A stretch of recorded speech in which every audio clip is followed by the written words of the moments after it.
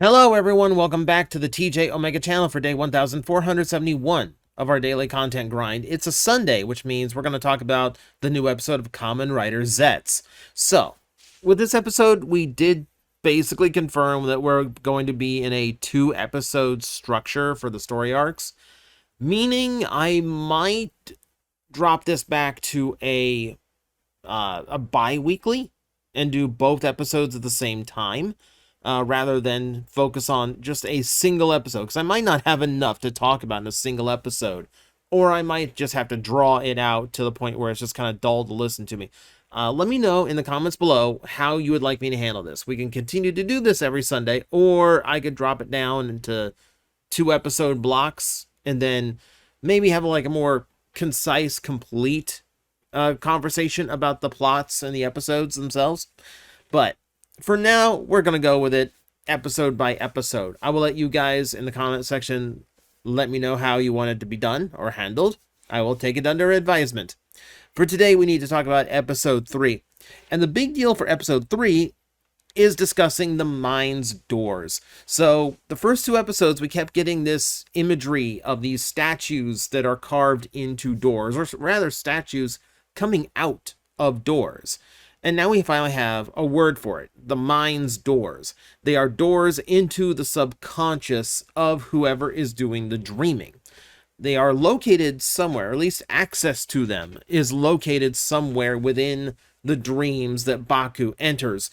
So it's up to him to kind of discover where they are, because if the nightmare manages to get all 3 of them opened, that's when things start going bad. And of course, we need an example of that. So all 3 do open, things start going bad. Now, this does kind of raise one little point that they could play with in future episodes. It doesn't specifically mention that there's always 3 doors. It just says that when all of the doors have been opened, meaning there is room to have, maybe there's a more complex one that's 4 or 5 doors. Maybe there's someone who's impervious because their dream is like hundreds of doors. But there might also be something that's a little bit more dire. Someone's dream might actually be simple, and there's only 1 door there. So you could play with it to create a little bit more tension and to switch up the stories, because I feel like if they do a 3-door setup for everything, then it might get a little bit same-ish as we go along with this series. So like it might always just run in like the same loop of 2 doors get opened, and then maybe a 3rd door gets opened. So Zeztz is going to fail on the 1st and 2nd attempts to stop whatever is going on. Obviously, he's not going to spring into action before the 1st door opens, because something has to happen to alert him to a nightmare's presence.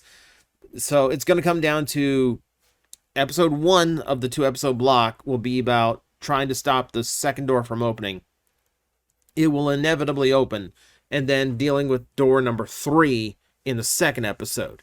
Now, given what happens when it opens, I'm not sure they're always going to reach that point. And I do think it would be repetitive and make the show predictable if they always did reach that point where all 3 open. It has to be used as a tension creator. Something that actually just drives some determination in the characters to get the nightmare defeated before this happens. So what happens when all 3 doors open? Well, the nightmare opens. So in a very creepy imagery, and something that we're more akin to and a little more familiar with in Kamen Rider, we get a situation where the monster is the person.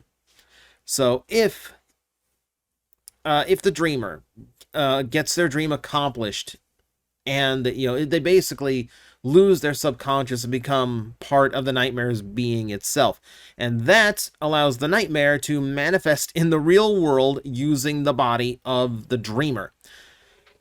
Okay, I pretty much kind of like put that together based on how the first 2 episodes went.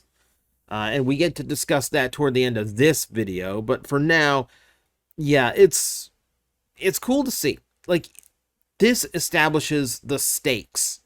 So they could let all the battles trickle into the real world, and I feel like a lot of them will. And I've mentioned CGI budget and all that as a reasoning. But this also gives them reason to not do that. And I would think it'd be into the series' best interest to not always let the fights go to the real world. But they can. We found out that they can. And when it happens, something weird happens. Bomb Nightmare gives off this enormous surge of purple energy when it happens. And then all these butterflies start appearing. They're the same butterflies that appeared after Baku defeated his first monster. It's that kind of same one. And when we see these things floating around in the city and around these people, we see them actually possess some of them. We see, people's eyes flashing purple. Okay, there is something here. So I feel like this is, and we won't find out, maybe not even next 2 episodes. This might be down the line. But it feels like that is how the nightmare spreads. Almost like a virus, where like when you are exposed to the nightmare's power, then you yourself can fall victim to one of these nightmares. Dreams where your subconscious desires, your destructive ones, come true. Which is actually interesting to think about. They might not always be destructive desires. Someone's dream might actually just be open a flower shop. And the nightmare has to figure out how to handle that. It's like there's room for comedy here. Which, speaking of, practically no comedy in this episode. This episode took itself very seriously. But no, I feel like this is how we set up and basically foreshadow who the next victims of the nightmares are going to be. Or at the very least, this is why there's so many throughout the rest of the series. For all I know, this is the only time this is going to happen. Now, Nox is pretty happy with it. Nox is pretty happy with how this turns out. Though, after Bomb Nightmare is destroyed, he doesn't really seem upset. He immediately starts wondering who the next nightmare is going to come from. And that's interesting. I feel like if I am right in that Bomb Nightmare successfully spread this nightmare virus or whatever those butterflies are to other people to create more opportunities for Nox to bring a nightmare into the real world, then this would be a success no matter what. Did Bomb Nightmare successfully take over the Earth or destroy it? No, he did not. But he did make sure more nightmares would come, and that's also a success, so Nox is very chill about all this so far. Also, the cinematography in this one was kind of weird. They made it very clear that Nox exists both in the real world and the dream world at the same time, or at the very least can project from one to the other very quickly, as we see him in shots amongst people in the real world, and then immediately hard cut to him standing in an empty street in the exact same spot, which makes me very curious about how exactly he works. We know from Zero that there are beings that can exist between dimensions, which obviously he's going to be one as well. I'm still not convinced we haven't seen another one already, by the way. Also, this moon that has just a bite taken out of it, this is now appearing so often. I'm genuinely wondering if there's more to it than just a creepy visual of a red moon that's been, cored. It's been scraped out like an avocado shell. I don't know what's going on here. But I'm starting to be curious if that actually means a little bit more because they keep bringing it up. Okay, so we do figure out why. Tetsuya is actually having these nightmares. It is because, he is not doing well with his job. So remember, the speculation I had last week was that he's just very passionate about being a police officer. That was clear from the episode. However, it also felt like he was getting the short end of everything. His headquarters, his office is in the back of a truck. Obviously, something's wrong here. So here's what we find out. We meet our brand new character, Tsukasa Todo. And Tsukasa here is going to be, as you can see, Tokyo Police Security Bureau Director. He is basically Tetsuya's boss. So for this one, we find out that the paranormal division was set up by his predecessor, but now that he's in charge, he doesn't feel the need for it to exist. He feels like it's a waste of time. So inevitably, he's going to have a nightmare. I assume everybody who is a named character in the series will eventually have a nightmare that might make them come around to things. That goes for Minami, that goes for Natsuka. Characters who played minor bits in this episode, but still, I fully expect them to go through a nightmare as well, just because that raises the stakes to see the characters we're familiar with in danger. But also, some of these people gotta learn. Some of these people gotta learn nightmares are real. But yeah, I was correct. He was getting the short end at a job he was really passionate about, which is what drove him over the edge. He might not really want the police to be blown up, but in his dreams, he does definitely want revenge for looking down on his work or treating him very, very unfairly. So this is why things start blowing up. In this episode, he was trying to stop the actual bomb detonation at the police station, which Zeztz did not stop him from doing. So police station blows up. Door number 3 opens. Though we do play with that door concept a little bit, Baku does look into the keyhole, so he is able to actually see what the next step of the plan is, what he next has to prevent, which might be the key to actually figuring out how to stop a nightmare before they come into the real world. If he can find the door is always going to be in a different spot in the dream, depending on the dreamer themselves. So there's also part of like a mystery aspect to this. This is where like between the victims being like the bodies of the monsters and the fact that we have like these dreamscapes going on, and I don't know. I'm starting to get vibes of Double left and right here. I'm not sure that's intentional or unintentional at this point. But there's definitely a few vibes from Double going on here. Now, we did find out that the dream is not necessarily complete. We were told by Zero that if a nightmare does escape into the real world, then the host body is lost. But that's not necessarily true. The monster still has to destroy the host body and fully become independent of it. But that does give us a little bit of a tension factor in the real world, even after the doors have been opened, even after all the dreams have successfully come true. So that does mean we do still get a little bit going on here, and there's still like a pressure. Like, we didn't stop the nightmare from coming into the real world, and it did the purple thing, but we can still save the person inside. So there's still going to be a goal even if the nightmare escapes. So that's good. So that is good. There's multiple ways episodes could end in this series, and I like that. I like that there's room to play if they play with it. I feel like if they always make it to the real world and take over the body, it's just going to feel repetitive. Now, let's talk about Baku in this episode.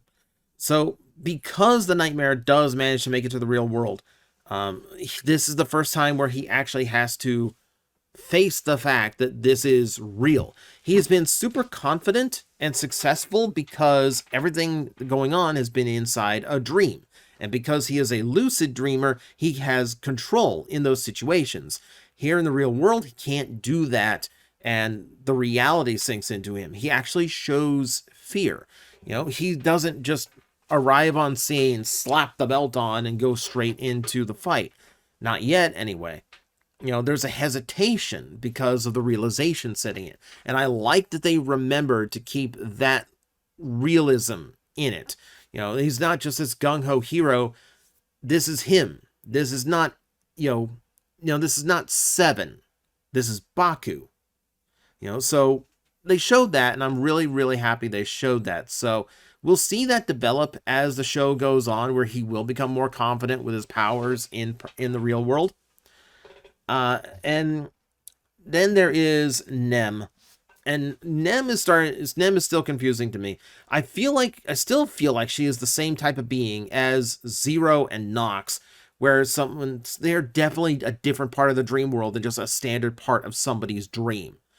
And that might be because she is just like an independent being in the dream reality, or Baku's dreaming is so powerful that his version of Nem is actually taking over the other Nems in other people's dreams. Because the one that we're seeing here, this is Tetsuya's.